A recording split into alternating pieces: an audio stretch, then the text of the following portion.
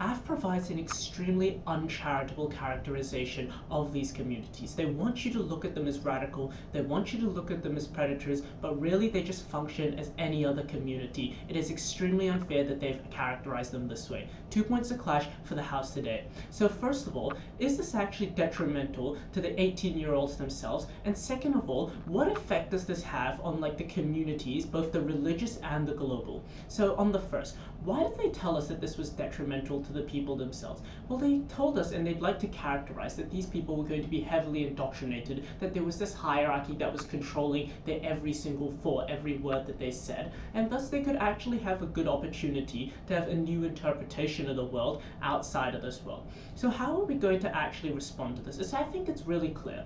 First of all, we have to be able to flag that this is really an unfair characterization of how these communities actually function. A large amount of the time, they're not actually indoctrinated. What they think is indoctrinated is actually just living like a very religious and a very routine lifestyle. It's not indoctrination when these people are just living as any other person. They're living their everyday lives. They're not entirely unhappy. They don't want to kill themselves living in these communities. And actually, we would argue that on our side of the house, people who don't have a choice, who may actually be very much enjoying their lives in these religious communities, are going to suffer much more when the oppressing government tells them that they have to leave their family, which they value quite a lot. They have to relieve themselves of all of these duties that they've grown up thinking is like an important aspect of their life, to go live in a life where they have no support, they have no friends, no connections, nothing. They're thrown out in the wild, and somehow a wild subsidy, no matter how much, isn't going to be able to help them at all. Okay, so let's assume that these are actually quite an indoctrination. Let's assume and take them at their best that these students, these 18-year-olds actually aren't living the best life. And that's what they told us at Michael in their when he did 3 sort of mechanisms. First on the extremely disillusioned, first on the moderate, second on the moderately, and third on the not so much.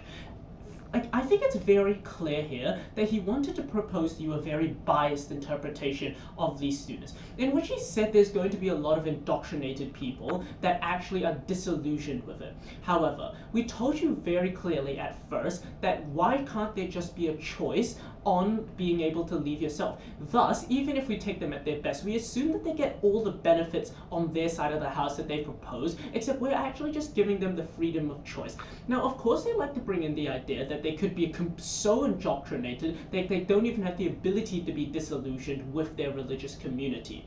First of all, we've already told you this is just an uncharitable characterization. It's probably not even true. Second of all, we're going to tell you that even if they are indoctrinated, most likely these people were living just very normal lives, and the amount of indoctrination they are suffering isn't to the point where they're being abused or the point where they're having being sexually assaulted by the elder every day. It's the point where their indoctrination is something as simple as you need to eat every day because it's an important part and an important characteristic of our culture, or we have to pray before we eat.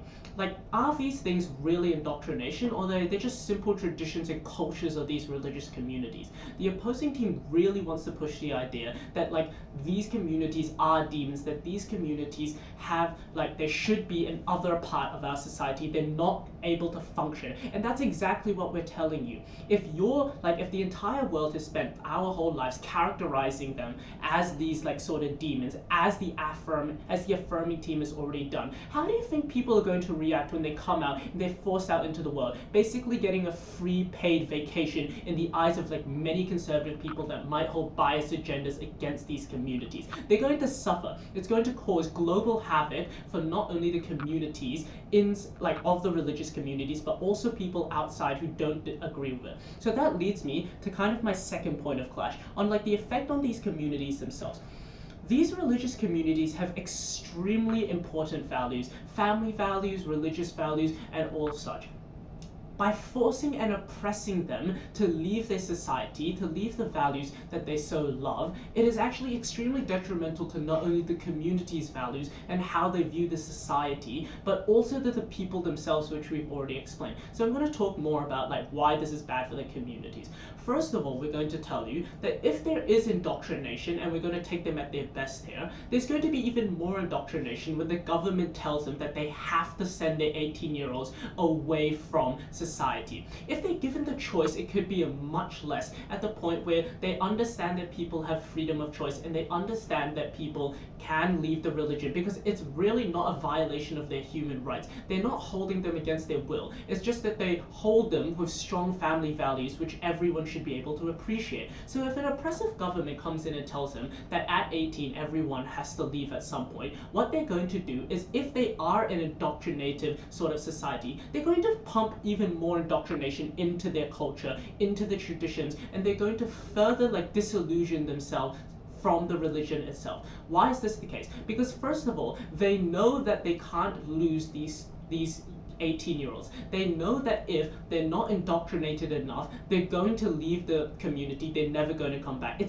Second of all, we're going to tell you that these 18-year-olds are going to be indoctrinated even more because of the simple fact that they no longer, these communities are going to be more outraged that the government is trying to oppress them, that the government is trying to control their ways, when they deliberately live in isolation to try free themselves of this sort of government oppression, where the values of the government and the values of the outside society don't match with them. It fuels their rage and anger because they think they're being oppressed, and the fact is they are. You're trying to control a community that doesn't want to be controlled, just wants to live a peaceful life. The students and the 18-year-olds are going to be much more indoctrinated when you try to oppress your own values on a community with strong values already. So let's look at the effect on the global community that Nicole brought up in her split. We think it's really interesting that although they talked about the hierarchy and made this glib sort of characterization that the elder is going to abuse the people, that the elders have so much control, they love to characterize these religious communities really badly. But let's actually look at the global community. I think we can respectfully say that this is going to be very similar, where the global community is not perfect. And yes, these 18-year-olds could have a better or a new interpretation of the world, but that doesn't necessarily mean it's going to be a good interpretation. And that also means that they're subject to extreme, a shock in new religions and cultures, which they might not be ready for, where they see people doing things that they've been told their entire lives is against their religion, where they see people listening to over-sexualized music, where they don't understand the societal norms, is when they're going to become made fun of. And at the point where you have taxpayers who think their money is being wasted subsidizing these religious communities for an entire year on a paid vacation, we have to be able to look at the housing, the food, all these costs come out of the taxpayers' money. These taxpayers aren't going to be happy that they are paying tax for someone that doesn't even benefit them in the end.